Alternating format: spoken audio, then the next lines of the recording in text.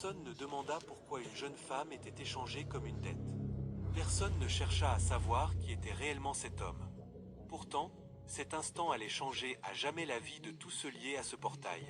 Avant de continuer, dites-nous d'où vous nous regardez et l'heure qu'il est chez vous. Si les histoires ou l'injustice se transforment en justice vous parlent, abonnez-vous et restez avec nous.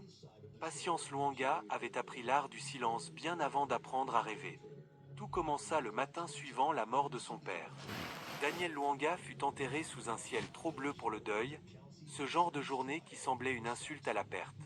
Patience se souvenait d'être resté debout près de la tombe, les mains si serrées que ses doigts en devinrent engourdis, écoutant les gens parler de la gentillesse de son père, de son honnêteté, de la fierté discrète qu'il éprouvait pour ses enfants. Il disait que c'était un homme bon. Il disait qu'il travaillait trop. Il disait que Dieu l'avait rappelé à lui. Ce qu'il ne disait pas, ce que personne n'osait dire à voix haute, c'était ce qui arrivait à la fille qu'il laissait derrière lui. Margaret Luanga pleura le plus fort à l'enterrement.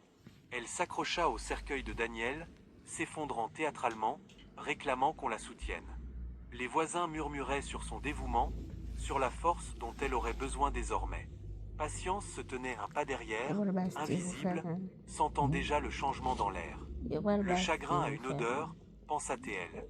À ce moment-là, il sentait la faim. Lorsque les endeuillés partirent, les larmes de Margaret avaient séché. En quelques semaines, la maison changea. Margaret commença à verrouiller des portes qui ne l'avaient jamais été auparavant. Des armoires. Des affaires que Patience utilisait depuis des années devinrent soudain privées. Les conversations s'interrompaient dès que Patience entrait dans une pièce. Le bureau de son père, autrefois chaleureux avec ses livres et sa radio nocturne, fut scellé.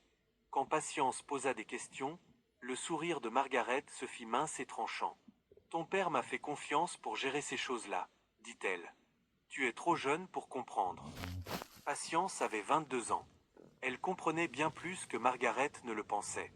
Elle comprit lorsque l'avocat arriva et que Margaret parla au nom de la famille. Elle comprit lorsque les papiers furent signés et que son nom n'y figurait pas.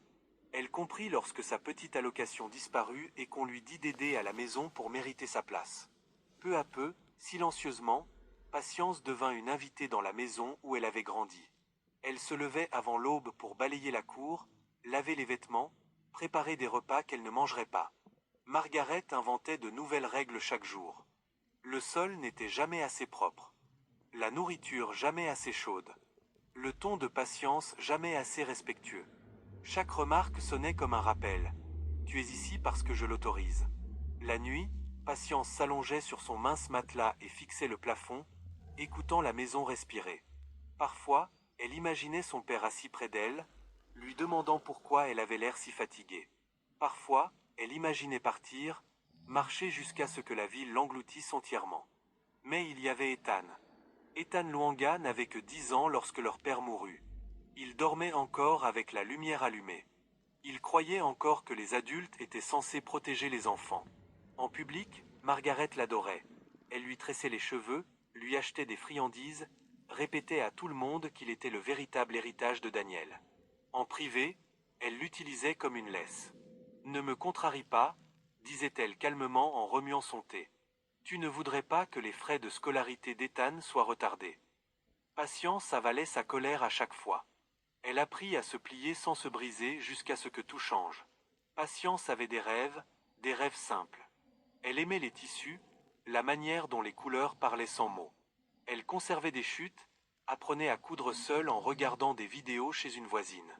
Elle rêvait de devenir couturière, d'ouvrir un petit atelier où des femmes pourraient entrer brisées et repartir en se sentant vues. Margaret éclata de rire lorsqu'elle découvrit les croquis de Patience. « Les rêves ne paient pas les factures, dit-elle en déchirant une page. La réalité, si. La réalité, selon Margaret, c'était l'obéissance. Patience acceptait en secret de petits travaux de couture, ourlets de robes, réparation d'uniformes scolaires. L'argent était modeste, mais il lui donnait l'impression de respirer. Lorsque Margaret le découvrit, la punition fut immédiate. La machine à coudre disparut.